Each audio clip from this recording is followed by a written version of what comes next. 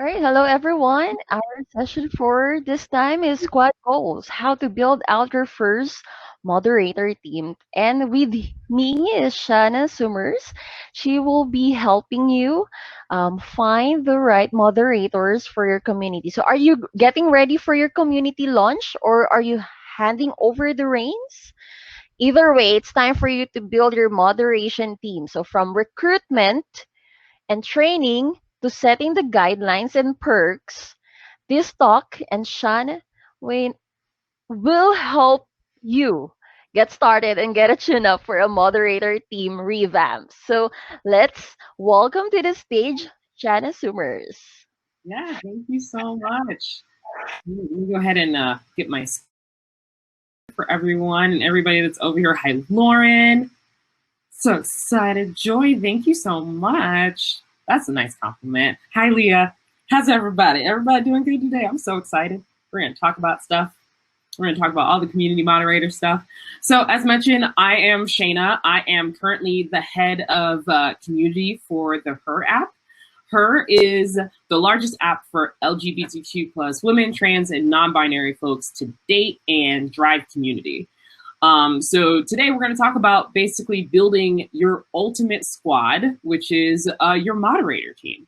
So to give you some background on my journey at Her, it has definitely been quite the adventure that I've taken through. I think I have tested almost every model possible, every background, every situation that could go down with your moderator team. Our community moderators at Her work to remove content that basically breaks community guidelines. We have lots of like fake and romance scammers that are in the app. And most recently, we have changed their focus into driving quality conversation within the app. Now, I say all of this, and what that really means is that they have to stop people from being so thirsty that they want the attention but won't say anything to anyone. They also have to remove a lot of nudity and a lot of fake accounts. And somehow still at the end of the day feel motivated to hop on a call with me like once a month, continue to talk to our other moderators regularly, and do all of this just on their own time and without pay. So I mean this from the bottom of my heart when I say that I love our moderator program and I'm so proud of what it has become. I have switched ways in so many directions and our moderators have been there throughout. I've had moderators with me for 3+ years now. And anytime I bring up a change, they're just ready to do it. And that is how I know I've done something well. So I have to say that all of this came with trial and error, and I'm hoping that my error becomes your success. So let's talk about our first steps. So moderator programs can do so many things. Depending on the focus for your community, it can be focused around removing content. It can be similar to ambassadors as they help provide answers to questions, or just are there to help drive a healthy environment to your platform. And that's just kind of the tip of the iceberg of what your moderator's potential is. You could easily flow into any of these things and kind of get lost if you don't first figure out your why for your moderator program. So you on a daily basis probably don't like doing tasks without a reason. Neither will your unpaid volunteer moderators.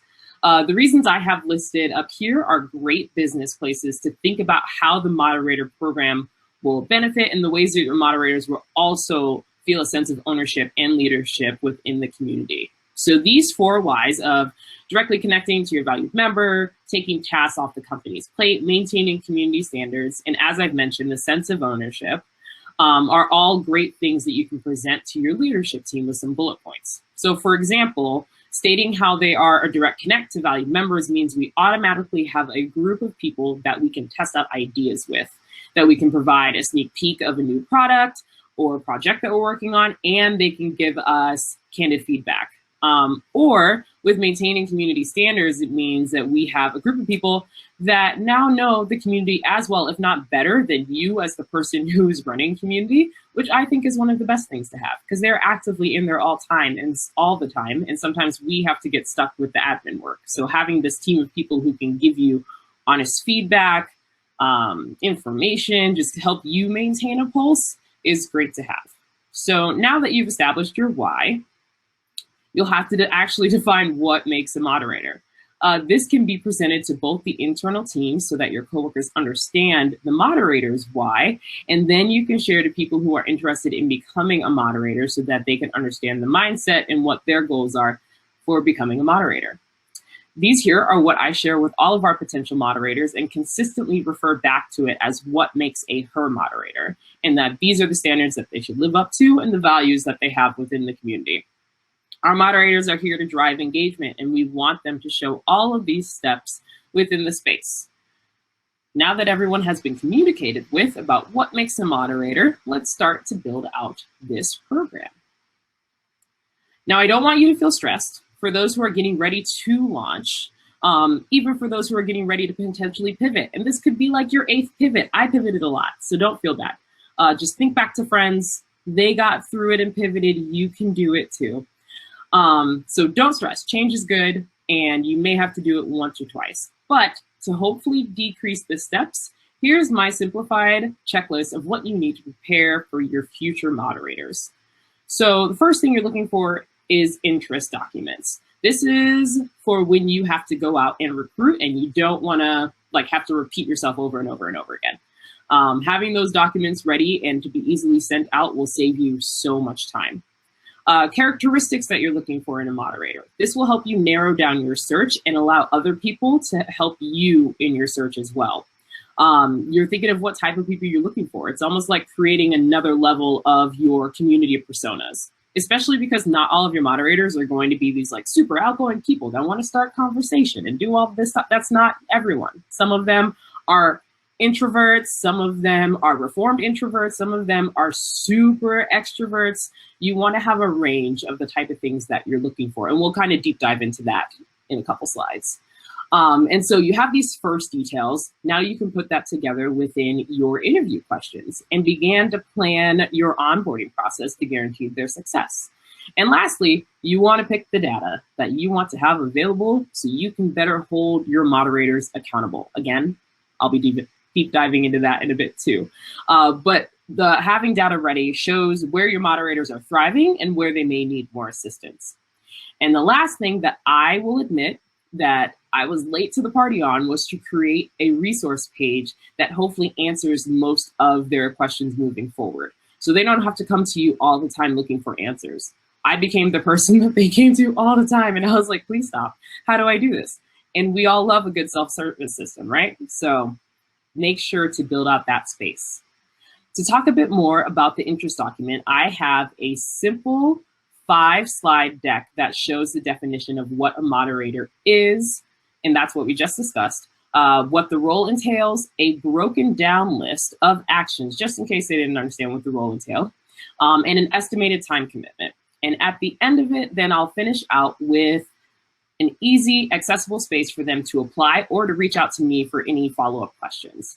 This will keep your future recruitment efforts to an easily accessible space. And again, you don't have to repeat yourself. That's a wonderful thing.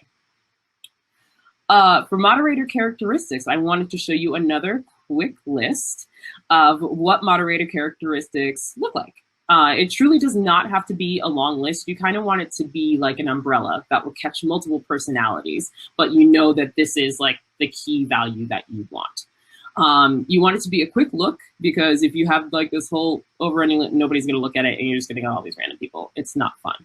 So these are the characteristics that I share with my moderators. And since switching back to this quick glance model, I've had more moderators identify and bring in great people that are joining the team and staying for a long period of time. So speaking of joining the team, we've got to recruit. You've done all of this work, you've prepped, you've gotten some documents in, it's time to build out your squad. Most people would just say, go ahead and just ask your community. But that sometimes sets you up for biting off more than you can chew. I'm not gonna lie. So I'm going to highly suggest that you don't just put out a specific thing, especially if you have a big community. Our community has about 5 million, no, 6, we just hit 6 million people worldwide, but I have around like 80 to 120,000 active users per day. So when I put that initial call out, I got between like 500 to 800 applicants, and then I had to weed through all the fake ones and all the jokesters and the blank ones and people who didn't finish it. It takes so much of your time. And I did it where I grew it quickly from 18 people to 75 people in less than a month. My mental health was not great, so I want to try and make sure that we save your mental health. So here I'm going to say that the next main task is figuring out where you even want to find people. I don't want you to have to go through what I did with building out a program. Again, mental health awareness day is this weekend, so you want to pay attention to that. So pick specific spaces within your community. This can mean dropping in some DMs, sending out a specific email based off of your users, or a push notification if your community lives in an app. If you're lucky enough to have a team already, get them to point out their favorite people within the community. So many options that will then allow for you to have a continuous recruitment flow for future people. But if you want to start quick, make a post, drive attention to it, and then make sure that you have a backup. Let's make sure you have some backup that's going on.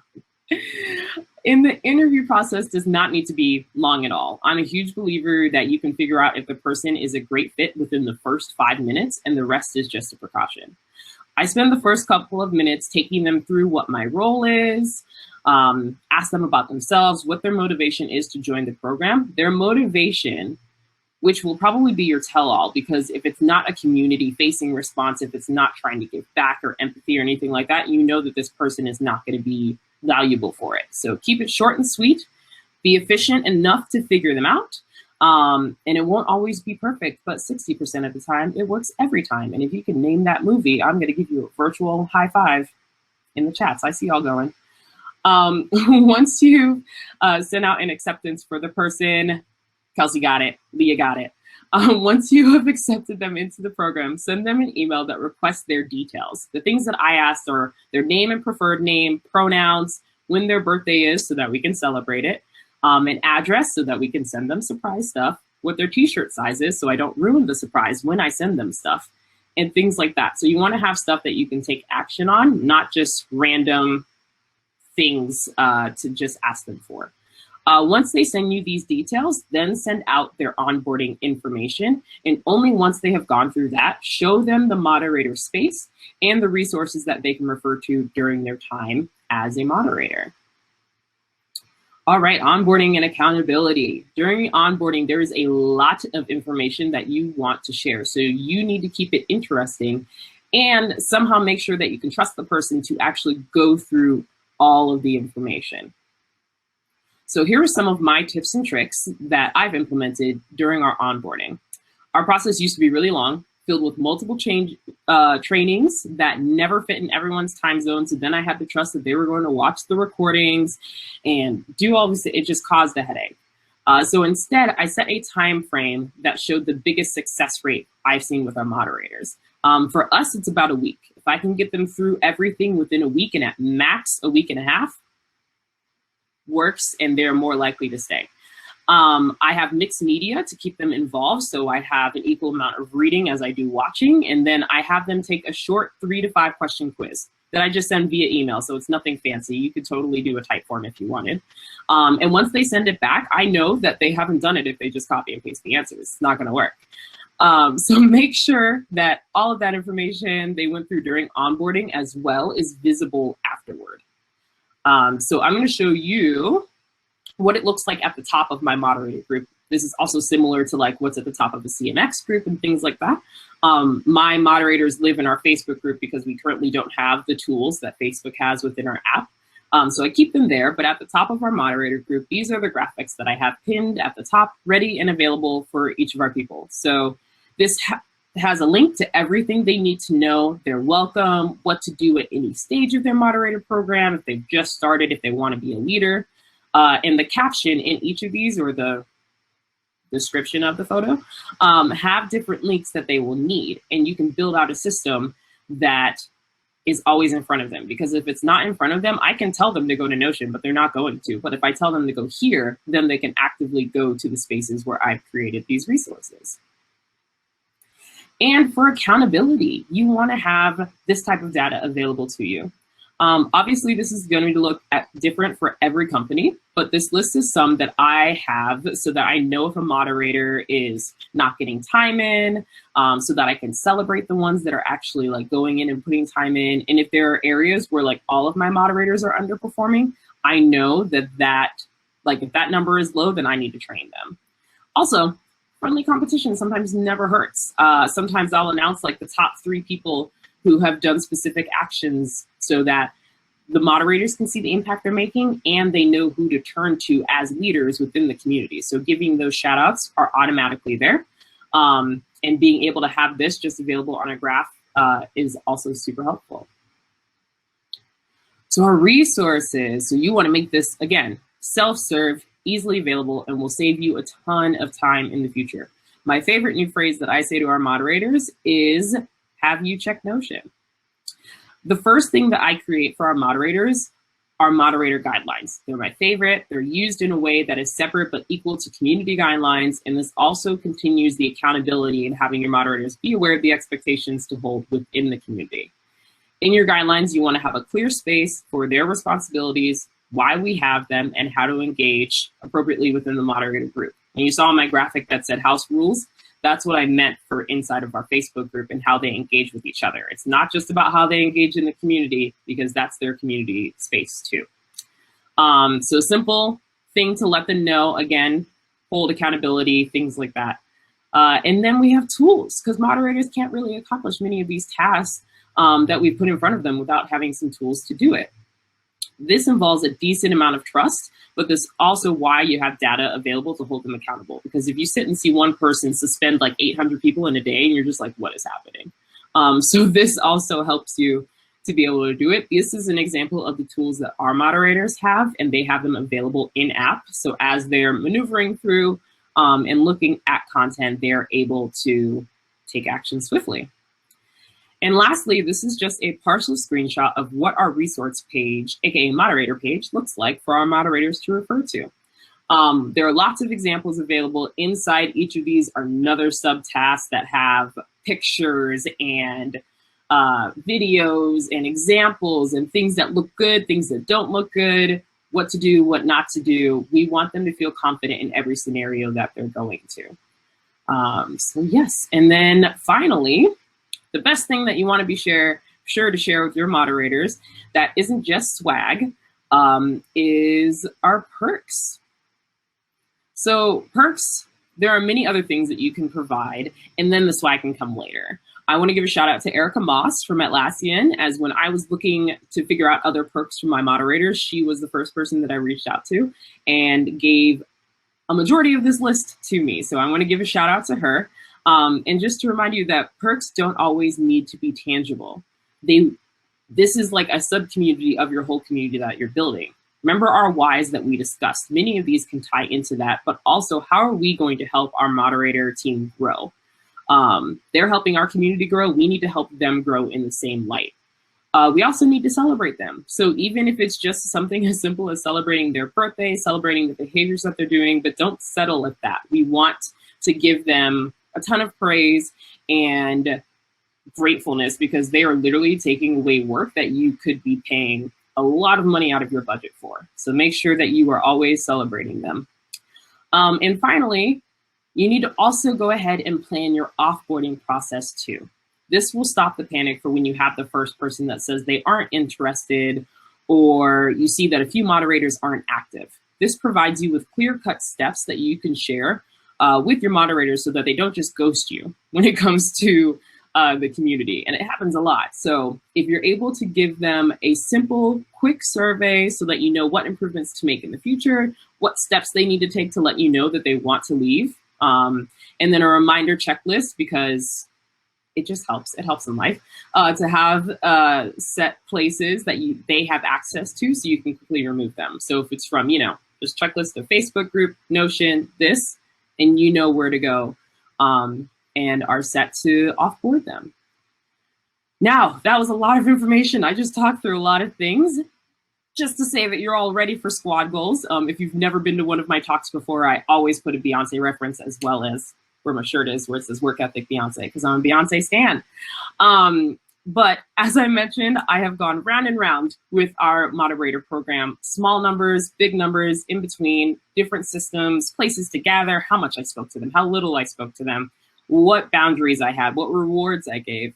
And so I hope that this bit of information has helped you, or at least given you a light bulb into what you can do when you are launching your moderator program, or transitioning. And I think I just got right on time to be sure that I could answer questions, because I knew I was going to kind of fly through this. So I'm ready. I saw the chat lighting up, and I am excited to answer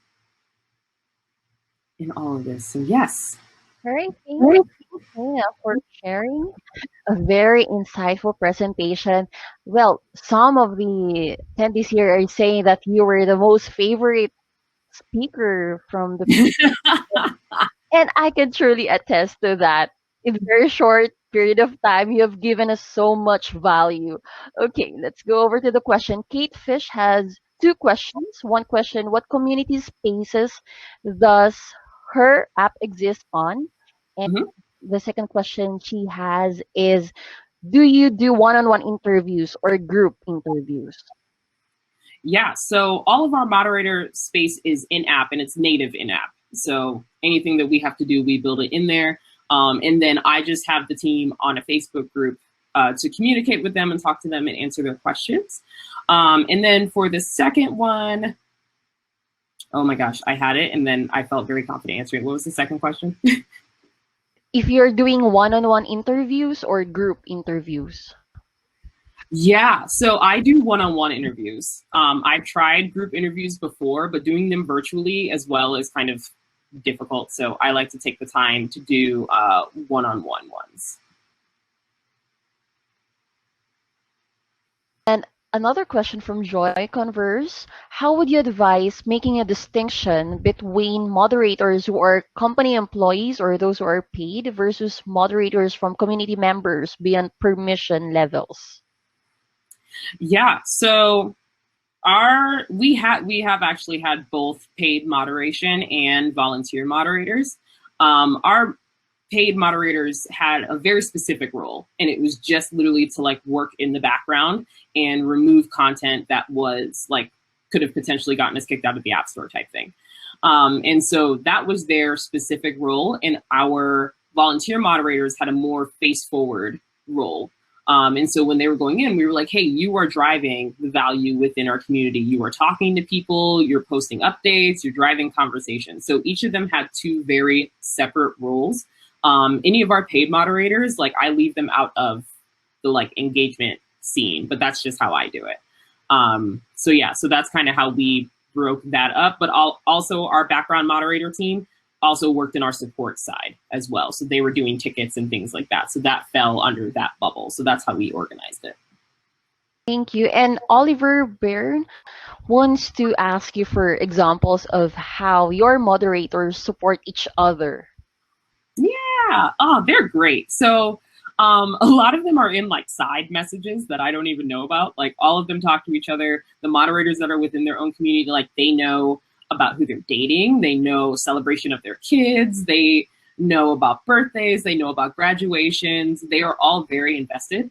We do this thing within our Facebook group called Penguin Shoutouts. If you ever do this on Slack with the add-on tacos, it's basically like you go and like send an emoji and then celebrate them. So we encourage our moderators within the Facebook group to shout out their wins, talk about what's happening in life. They will update if like something is going wrong as well. And they're like, hey, I've just had surgery. Hey, I need a mental health day, things like that. And they'll mention it in the group, and everybody is hella supportive and loves to give that love back to them. So yeah, that's kind of, that's within our culture that we have set for them.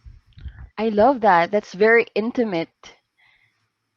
Great. They're great. Yeah. It's weird to think like I could look back and just be like, I'll go in and ask them about day-to-day life, and like they're my friends that hang out here. So it's really nice. I want to be part. It seems to me like it's exciting to be part of that group. Okay. And according to, or the question from Jocelyn, is there an ideal ratio of moderators to active members or posts? Yeah. So that all, how did we measure it? We measured it based off of posts. So we figured out that we have a range in where that number falls. So like in our communities, we have, I think, over 30 now, because I just launched like 8 this month. We have like over 30 individual communities run similar to like Facebook's. And we have found that the amount of posts is where we look and the amount of comments. And that all kind of divides the amount that we have. So for like our bisexual community, we get over 150 to 200 posts a day. So that is going to be one of our biggest teams, where our beauty and fashion community probably gets like 25 to 30 posts a day. So with bisexual, I'll have like 8 people moderating, but in beauty and fashion, I'll have like 3. And that's kind of how we measure based off of that. Great. And we have a lot of questions here, but we only have like a 1 minute left. So we're going down to just one question, last question. What's your grace period for moderators? Do you lock them in for a certain period of time and evaluate? Yeah, so I evaluate my moderators on a monthly basis. I'll check to see how they're doing week on week, but overall, I will look at them on a monthly basis. They stay as long as they like, as long as they're continuing to do great things. Like I said, I've had some of my moderators, I think I have like 15 of them that have been with me 3+ years, and I love them to pieces. And so yeah, so that's all. And sometimes it does ebb and flow, where they may have to drop off for a month or 2 because life. If you're going to be with me for 3 years, like, yeah, go take a break. You're volunteering. What can I do? And so you just make sure that you have a supportive team that's able to kind of like take over for them and be able to help them. And then when they're ready to come back, like they have open communication with me. Like I have a couple moderators who had to leave for personal reasons, and then they reached back out to me a few months later and said, hey, I'm ready to come back. Please let me know if I have space. If not, I totally understand. And they've been able to come back. So it's really cool to see that space. I didn't have time to like put my retention numbers in here, but yeah, that's kind of where that lives. So yeah. All right, that was very amazing. And if people wants to ask you some questions, where can they reach you? Yeah, I'll still be at the conference like all day. So feel free to hit me in the DMs. But if you want to see me long term, I love a LinkedIn message. I love Twitter as well. I'm at Shana Has a Twitter on Twitter. And then LinkedIn, I'm the only Shana Summers with 1 M on there. So Yeah. very easy. I agree. All right, so thank you very much for your time today, Shana, and we appreciate your very awesome presentation, valuable, and thank you for being here at CMX Summit 2020. Thank you.